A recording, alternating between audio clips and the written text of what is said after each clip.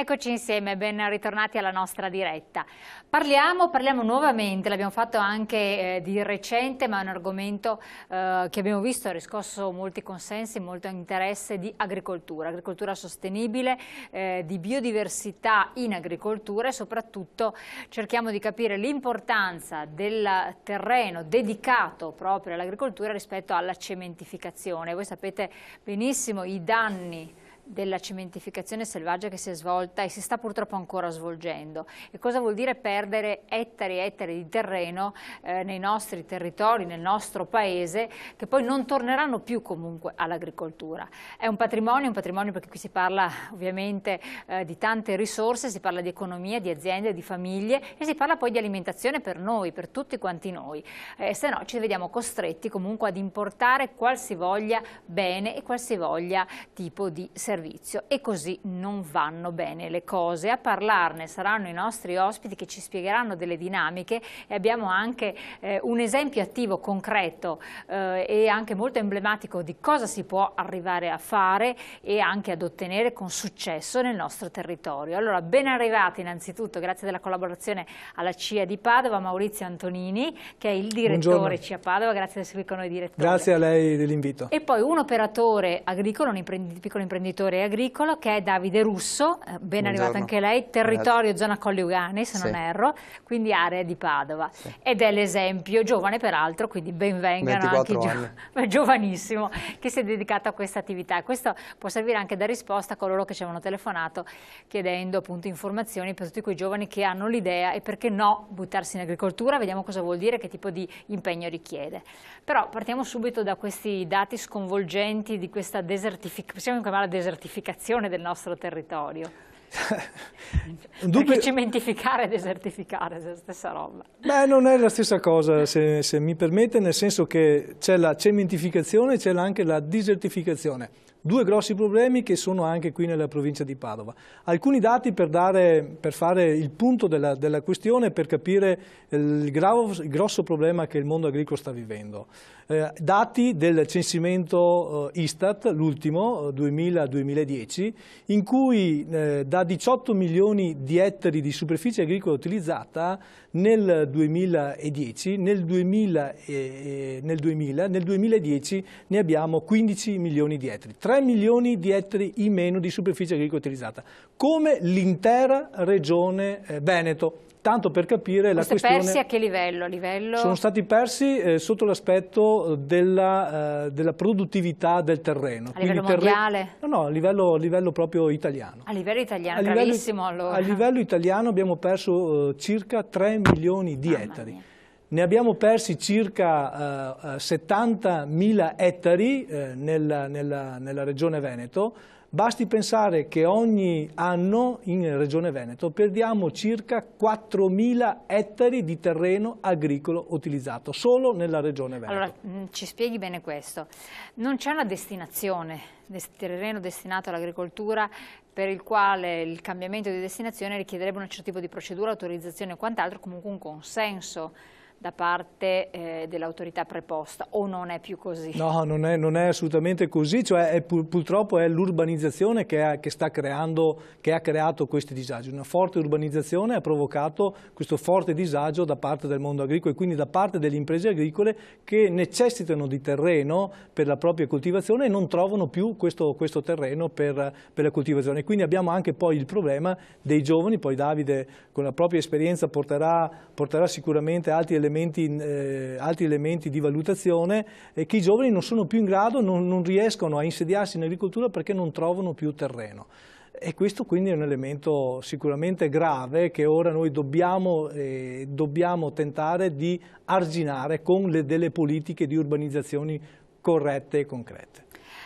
Cosa significa per chi opera nel settore dell'agricoltura cedere questi terreni? È una forma di arricchimento immediato, però di eliminazione di un'attività, perdita?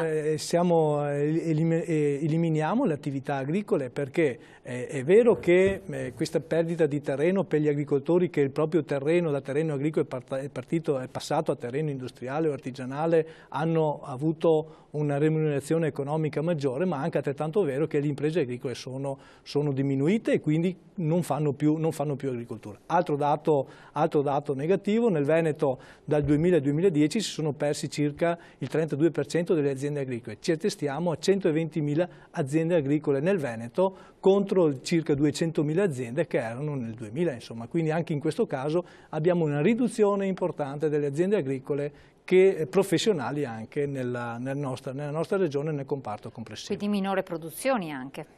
La genetica ha fatto il suo percorso. Per fortuna in questi anni la genetica ci ha dato una mano e quindi le produzioni sono rimaste pressoché invariate, quindi abbiamo avuto una riduzione del terreno con le produzioni invariate. Ricordo sempre che noi come Italia siamo autosufficienti per la nostra produzione di circa l'84% del prodotto che noi mangiamo, quindi noi comunque dobbiamo importare il 15% del prodotto alimentare dall'estero. Ma se facciamo una produzione più intensiva in agricoltura, ne va a discapito della qualità del prodotto? Va a discarico della parte della qualità del prodotto, va a discarico anche della redditività delle aziende agricole, perché l'altro aspetto importante è la redditività che le aziende devono superare per rimanere in agricoltura. E l'altro aspetto estremamente importante che molto spesso viene sottovalutato è la parte invece legata alla funzione pubblica che l'agricoltura riveste nel territorio. E quindi il paesaggio ha un costo, l'ambiente ha un costo, la salvaguardia idrogeologica ha un costo, tutto ciò va a discapito di questo, cioè minore aziende agricole, minor terreno agricolo va a discapito di quel servizio pubblico che tutti noi dovremo difendere con le unghie, che invece purtroppo con questo tipo di politica che noi speriamo, la Confederazione spera, di trovare una propria collocazione, di arginare questa emorragia insomma, sostanziale, speriamo di una risposta concreta insomma, su questo. Quindi adesso vi trovate terreni agricoli che dovrebbero essere circondati da aree comunque verdi, non urbanizzate, che invece sono prospicienti, attaccate ai centri urbani, ai insediamenti magari anche produttivi, e questo non è certo che va a vantaggio della produzione stessa in agricoltura. Sì, il rapporto che c'è tra il paesaggio urbano e il paesaggio agricolo non c'è più. Basti portare un esempio, noi abbiamo diversi esempi purtroppo da portare anche qui in provincia di Padova. Aziende costituite dai bisnonni, trisnonni, nonni, padri, figli, quindi da intere generazioni. Allevamenti zootecnici, quindi allevamenti di suini, tacchini, faraone, avicoli, eccetera, che avevano pensato di lavorare il proprio terreno e quindi impiantare il proprio allevamento su terreni agricoli in mezzo alla campagna.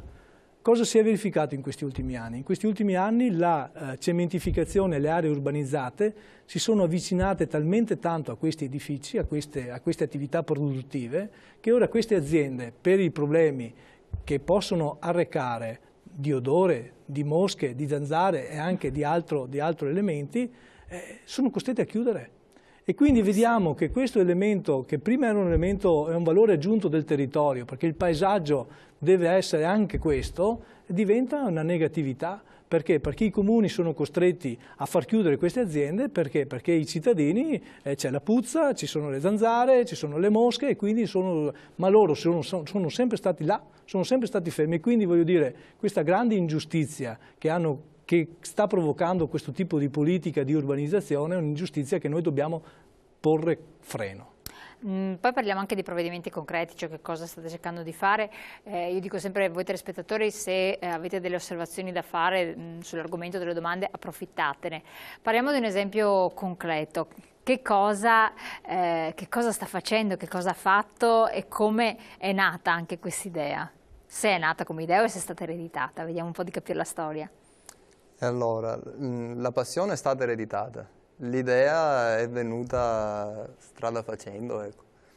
E allora, diciamo che l'idea è venuta fuori, io ho una piccola azienda agricola, sono in conversione biologica, perché credo che dobbiamo rispettare l'ambiente. L'ambiente lo dobbiamo rispettare perché giova a noi e a tutti. Quindi nell'idea di rispettare l'ambiente, di far mangiare un prodotto sano anche alla gente, alla riscoperta anche di cosa sono vecchi sapori, sapori che si sono persi per colpa delle agricolture intensive, io ho iniziato questa attività, questo è il 3° anno. Proprio giovanissima. Sì, ho iniziato proprio da poco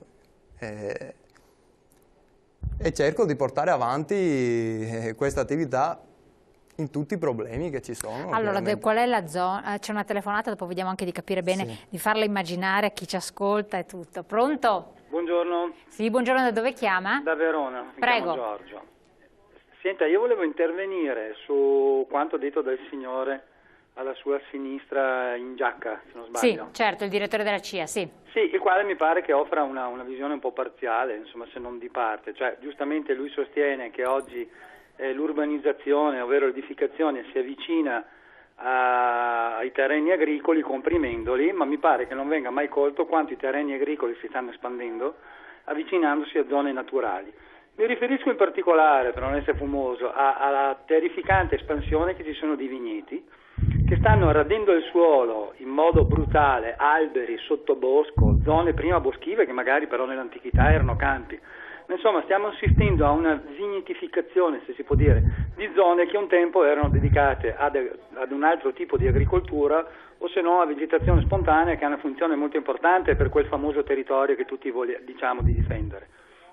Anche perché vorrei ricordare che oggi, e credo che il signore potrebbe confermarlo, che vigneti vuol dire soprattutto plastica, cemento, visto che i pali sono di cemento, plastica per irrorare e prodotti chimici per irrorare, e non mi pare insomma che si possa equiparare la coltivazione a vigneto a quella salvificazione del territorio che si vuol fare apparire. E credo anche che certi avvenimenti recenti, in particolare nel Veneto, in particolare nel Veronese, ovvero quelle alluvioni, insomma, possono trovare concorso nella velocità che l'acqua acquisisce dalla cementificazione delle capesagne, dal diverso modo di coltivazione e altri particolari che non sto qui ad elencare. Quindi credo insomma che qualche volta bisogna avere una visione complessiva delle cose e non sempre il solito ritornello da dire ma si riducono le zone. Pronto? Sì, la sentiamo benissimo. Mi è sparito l'immagine. E non quel solito ritornello della cementificazione che rovina e mangia le campagne. Fermo restando che la cementificazione eccessiva è un problema, insomma, ma non è solo quella. Assolutamente. Grazie. La ringrazio moltissimo del suo intervento. Vediamo di rispondere al telespettatore che parla anche con cognizione di causa. Il telespettatore pone una questione concreta e vera.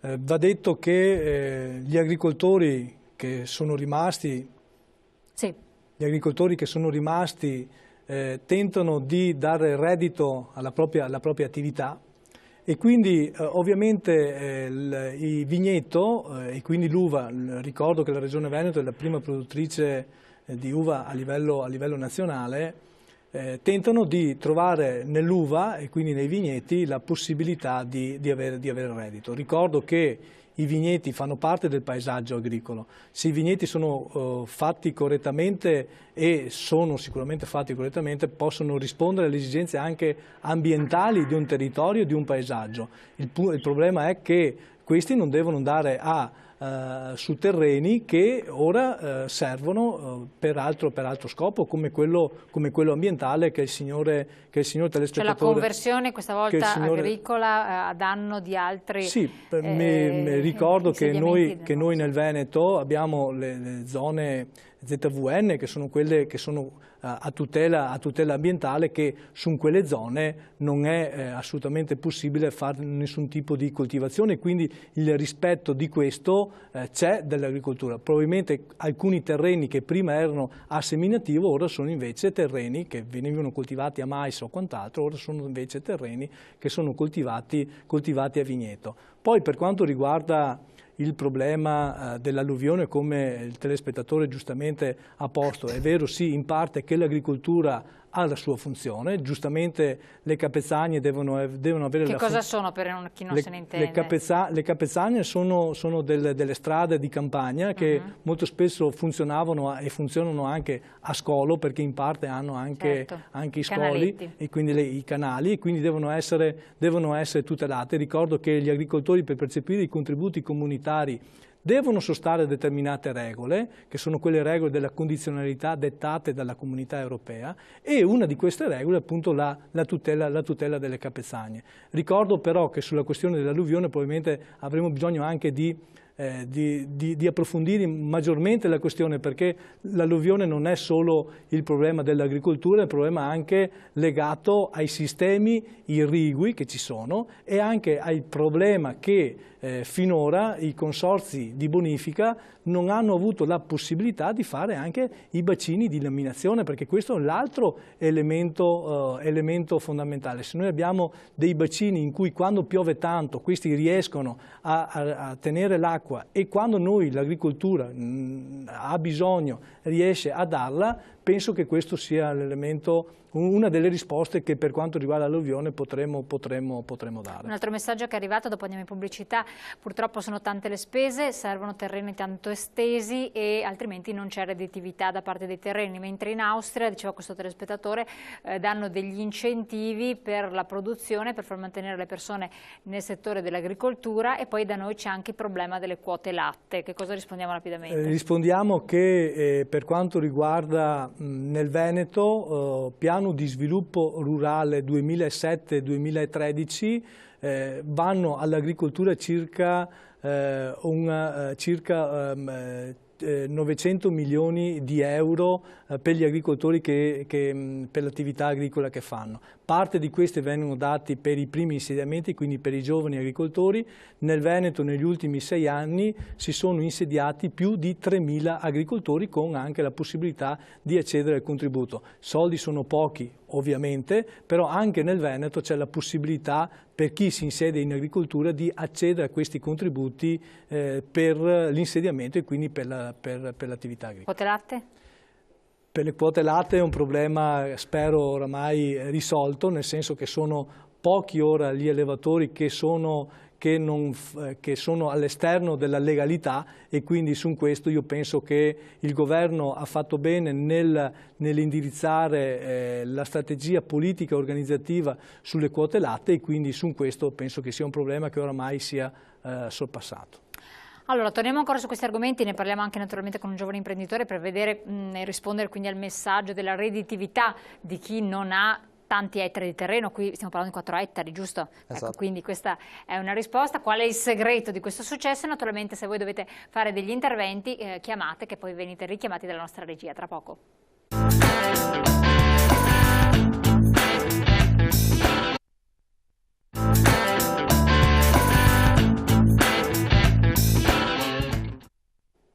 Allora, adesso vediamo di rispondere anche ai vostri messaggi e dopo, se qualcuno ha chiamato, lo mettiamo in onda. Allora, 4 ettari soltanto di superficie, coltivati a che cosa? Ortaggi di tutti i generi. Ortaggi Sì. di tutti i generi? Ortaggi misti, sì, perché faccio una vendita diretta. Quindi produce lo coltiva con metodo Biologico, sì. Biologico vero? Sì, sì, biologico vero. Sono quindi ancora in conversione, ma comunque biologico Cosa vero. vuol dire in conversione? L'azienda si sta convertendo, era un terreno convenzionale e adesso lo stiamo convertendo Progressivamente si arriva. Esatto. Con costi alti oppure? Ci sono costi più alti sicuramente, produzioni un po' più basse e costi un po' più alti. Però il prodotto è di quale si sente? Abbiamo un prodotto di qualità, più sano, sicuramente un prodotto di qualità, che è remunerato chiaramente in modo diverso, è offerto al consumatore finale che apprezza questi prodotti. La vendita però avviene direttamente, ed è questo l'aspetto che può consentire, sì, quindi questo tipo di produzione? Dal produttore al consumatore. Quindi nella zona dei Colli Euganei, quindi questo esatto. avviene. E anche nei mercatini chilometri zero che svolgo in giro, anche qui a Padova. Qual è la leva motivazionale a continuare? Perché ci sono comunque difficoltà oggettive. Adesso intanto leggo anche il messaggio. Mi spiegate perché il latte proveniente dalla Germania e dall'Austria venduto nei vari circuiti è più buono e costa la metà? Il nostro, anche se di marca, è anacquato, quindi dopo vediamo di rispondere. Che cos'è la leva motivazionale? A parte la passione che ci deve essere. Beh, sicuramente il rispetto di non fare qualcosa e di portare ancora agricoltura, fare un'agricoltura diversa come si faceva una volta, e cercare come giovani di dare anche un segnale ad altri giovani di poter entrare in agricoltura, perché comunque è un settore dove bisogna investire e crederci, perché è il nostro futuro comunque. No, questo è molto bello, perché poi tra l'altro attira tantissimo i giovani e poi il lavoro diventa sano effettivamente. Proprio perché le aziende agricole già ci sono, sindaci non devono far costruire fino a ridosso delle stalle per poi farle chiudere.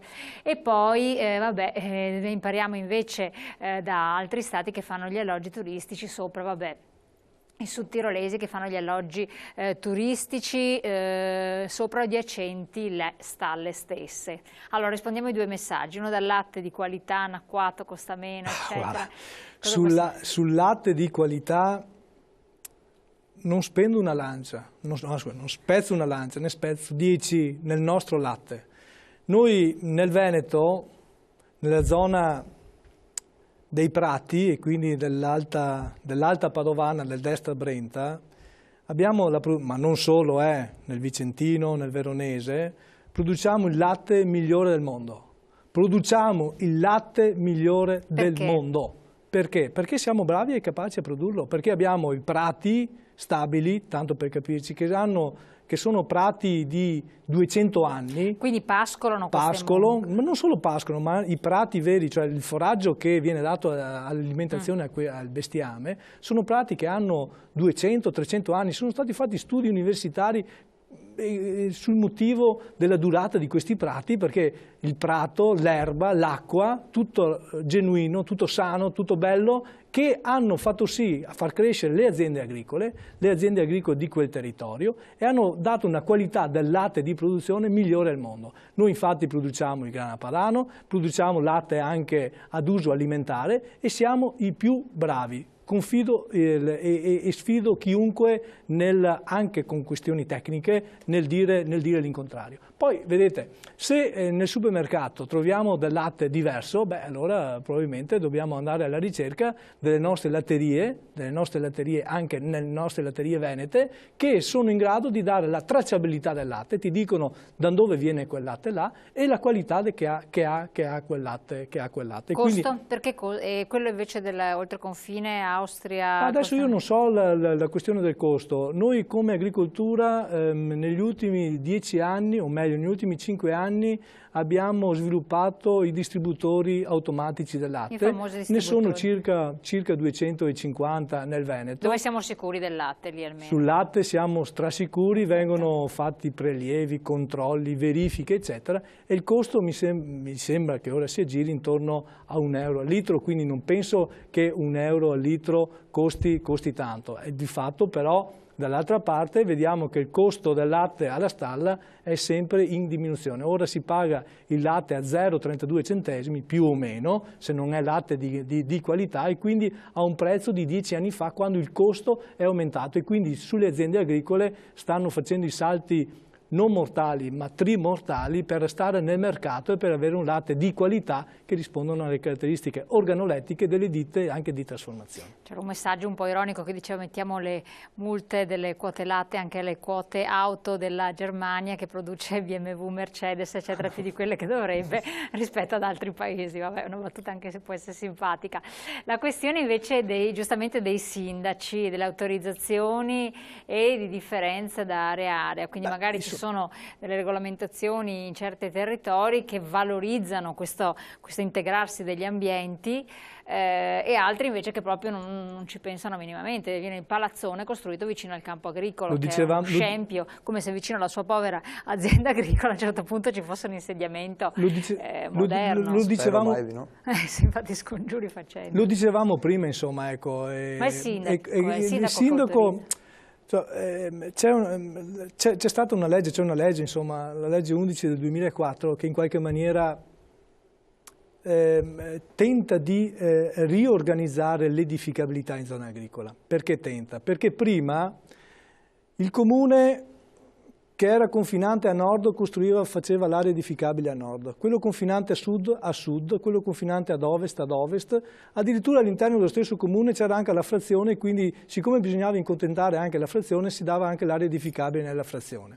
Ora con la legge 11 in qualche maniera con i piani territoriali, i patti, PTRC eccetera, esatto, si tenta di riorganizzare, quindi dare un assetto più organico a un territorio omogeneo e quindi far sì che 2, 3, 4, 5 comuni si mettono insieme e insieme tentano di organizzare anche l'urbanizzazione.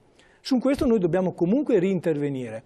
Ha fatto bene il ministro Catania a presentare un progetto di legge, tra l'altro con consapevolezza delle organizzazioni agricole, della Confederazione Italiana Agricoltori, in cui si tenta di ridurre e di dare la possibilità alle zone agricole di rimanere zone agricole. Ha fatto bene Zaia e Manzato a porre con forza nel mese di agosto la questione dell'urbanizzazione, la questione del mattone nella regione Veneto. Ora noi ci attendiamo però i fatti e quindi ci attendiamo che queste proclamazioni da parte dei politici si trasformano anche in fatti concreti da parte della politica e quindi attendiamo fiduciosi la convocazione dei tavoli di concertazione per definire insieme a loro la necessità e la possibilità che le zone agricole rimangano zone agricole. Poi vedi, l'altro elemento importante è che l'agricoltura, come vediamo l'esempio di Davide, ha un duplice effetto. La prima è la biodiversità e quindi la possibilità e la capacità di quel territorio di svolgere anche una funzione diversa rispetto a quello che è. Quindi il paesaggio, la tutela del territorio e la tutela della biodiversità. Da una parte la parte agricola e la parte della redditività. Se c'è la redditività, ci sono gli agricoltori che svolgono anche quella funzione. Quindi questo è l'elemento, voglio dire, che è determinante per la sopravvenienza dell'agricoltura nel nostro paese. È arrivato un altro messaggio che diceva: se va avanti così però anche noi agricoltori rischiamo di fallire perché non abbiamo più la terra neanche da coltivare. Sì, questo è uno dei problemi che sono messi in campo e che siamo consapevoli del fatto che dobbiamo intervenire subito. Per questo meno chiacchiere, ora ci devono essere i fatti. Quindi state prendendo, perché questi messaggi poi invocano anche una presa di posizione da parte delle associazioni di categoria. Cosa state facendo concretamente? Noi concretamente abbiamo appoggiato la linea del decreto legge del ministro Catania che pone dei vincoli di urbanizzazione o meglio dà la possibilità alle amministrazioni di tutelare il paesaggio e tutelare le aree agricole. Su questo la nostra organizzazione è in prima linea e su questo tentiamo in Regione Veneto, insieme con Zaia, insieme con Manzato, che è l'assessore dell'agricoltura, di tentare di riorganizzare l'aspetto urbanistico con una legge che vada a modificare quella esistente. E questo è fondamentale. Allora, torniamo a noi, quindi la diversificazione e la biodiversità applicata poi in agricoltura. Ci facciamo degli esempi concreti di quello che lei ha davanti a sé ogni giorno, insomma. Beh, io davanti a me ogni giorno ho un orto dove ho di tutto e quindi la biodiversità vuol dire che non ci fossilizziamo solo su un prodotto. Avendo più prodotti si crea biodiversità. Prodotti tipo, perché poi diceva il recupero dei prodotti tradizionali, quali sarebbero? Allora, prodotti del territorio, quindi puntare lì ad esempio su prodotti come l'uva da tavola, varietà particolari che magari non hanno bisogno di trattamenti, quindi anche lì l'ecosostenibilità, varietà resistenti alle malattie, usare prodotti che non inquinano e quindi aiutare sempre l'ambiente. Invece l'orticolo, che tipo di prodotti recuperate dalla tradizione? È difficile recuperare, perché recuperare vuol dire anche andare in cerca di quelle sementi ormai quasi scomparse o scomparse. E questo è un altro problema. Che è un problema molto grosso, perché sono tutti semi ibridi, quindi incroci che poi non possono più riprodursi questi semi. Questa è un'altra cosa da analizzare effettivamente. Il seme che può riprodursi ogni anno diciamo che è quasi scomparso, perché le multinazionali giocano sull'ibrido, che sono piante che producono di più, però hanno una qualità inferiore sicuramente. Cercare di portare o trovare semi che non sono ibridi e portarli avanti, solo che sicuramente non è semplice, ci vuole un lavoro complessivo di tutti. Ecco. Quante persone siete in questa piccola impresa? Sono io. Ah, da solo? Sì. io e la mia ragazza. Complimenti, veramente, una scelta di vita bella È impegnativa. dura, bisogna svegliarsi presto la mattina, fare tante ore e bisogna crederci alla fine. Però dà soddisfazione, in primo momento dà soddisfazione. Sì, dà soddisfazione, cioè, diciamo non eccessivamente economica, ma tanto morale, ecco, diciamo, dà una grande soddisfazione morale, quella economica diciamo che viene piano piano, perché diciamo, è solo 3 anni io che ho iniziato, quindi non posso neanche pretendere di avere grandi numeri, ecco. Assolutamente. Perché ogni anno bisogna investire con attrezzature nuove, con nuove tecniche, bisogna stare al passo Ammiro coi il giovane tempi. ragazzo e spero che sia protetto e non gli vietino di vendere da solo il suo prodotto. Cosa dice, direttore? C'è qualcosa di sibillino, quindi vuol dire che se qualcuno sa qualcosa che impedisce a volte agli agricoltori di vendere direttamente, che è un limite. È un grosso limite che i nostri produttori, soprattutto questi produttori che hanno prodotti di un certo tipo, trovano difficile la loro collocazione del loro prodotto nel mercato. Perché? Perché è un costo elevato e far capire alla massaia che va al mercato che quel prodotto ha un valore aggiunto, che è dato dal fatto che ha un costo comunque superiore rispetto ad altri, è difficile perché poi con la crisi economica tutti quanti guardano il portafoglio e non si può dar contro. Allora, una delle cose che la nostra organizzazione ha fatto e che tentiamo di fare e che continuiamo a fare, anche con l'aiuto di altre organizzazioni, la Camera di Commercio, la provincia, eccetera, è quella di far sviluppare i mercati agricoli. Ricordo però che i mercati agricoli danno una risposta molto parziale all'agricoltura, danno una risposta del 7% della produzione lorda vendibile complessiva dell'agricoltura, però dà una risposta.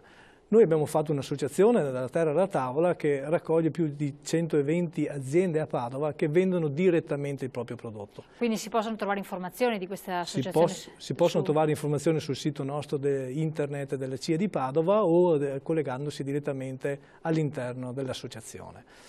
Quindi www.ciapadova.it e li troviamo dalla terra alla tavola e troviamo questo dà delle risposte concrete alle aziende, perché da una parte c'è il produttore che vende e quindi voglio dire vediamo fisicamente anche la persona che fa il prodotto, dall'altra parte c'è la possibilità di avere anche prodotti di stagione genuini che sono quelli proprio della terra del nostro territorio, perché uno dei regolamenti fondamentali di questi mercati è appunto a chilometro zero, quantomeno a chilometro limitato, nel senso che sono quelle aziende che sono nella provincia di Padova e quindi i prodotti sono quelli provincialmente di Padova, ma poi ci sono anche i mercati a Verona, ci sono i mercati a Vicenza, ci sono in tutta la regione, insomma in tutta Italia ci sono i mercati e una delle caratteristiche appunto è che questi mercati nascono con i produttori locali. Quindi si Se non altro il discorso è questo, che un prodotto che viene dal territorio, cosa vuol dire? Che ha raggiunto un livello di maturazione più prossimo alla consumazione, di conseguenza ha tutte le caratteristiche organiche e qualitative di sapore superiori a quel prodotto che viene preso assolutamente non maturo, messo in queste grandi celle frigorifere e lì progressivamente nel tempo maturerà fino alla vendita poi al dettaglio, un periodo abbastanza lungo, quindi potete immaginare la differenza di sapore ma anche di qualità e di principi nutritivi. Pubblicità, poi torniamo insieme, leggiamo gli altri messaggi che arrivano e vi facciamo vedere magari anche il sito.